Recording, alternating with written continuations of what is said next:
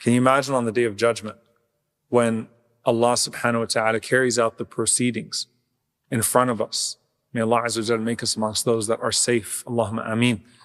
Is anyone standing on the Day of Judgment and thinking about anything of this dunya? Thinking about what's the last meal that they ate in dunya? Thinking about that dream that they never got to fulfill in this dunya? Thinking about something of this world?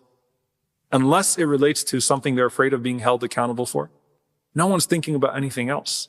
Everyone is completely preoccupied with Allah subhanahu wa ta'ala and the proceedings of Allah subhanahu wa ta'ala on the Day of Judgment.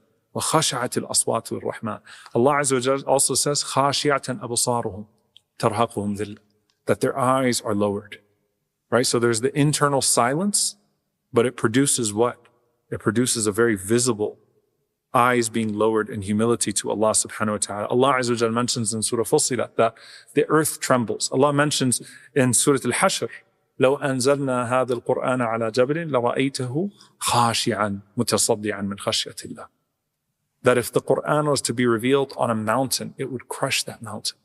But that mountain would be in complete khushu', complete awe of Allah subhanahu wa ta'ala. So before it is shattered, it is humbled. And so that's the humility of khushu'. And we ask Allah subhanahu wa ta'ala that that be our condition, that we have such awe of Allah Azza wa Jalla in our prayer on the inside, that it produces a very visible outside. And that's why there's a narration. It's not an authentic hadith. There's a lesson to be learned from it, right? There's a narration that you'll read in some of these books that the Prophet ﷺ saw someone playing with his beard in the prayer and distracted. And he said that if his heart was humble, then his limbs would follow. If his heart was humble, his limbs would follow.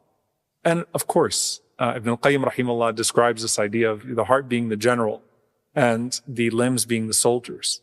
That if the heart has khushu', there's no way that a person is going to be yawning and fiddling around the entire time or whatever it may be, looking around, doing this, shaking.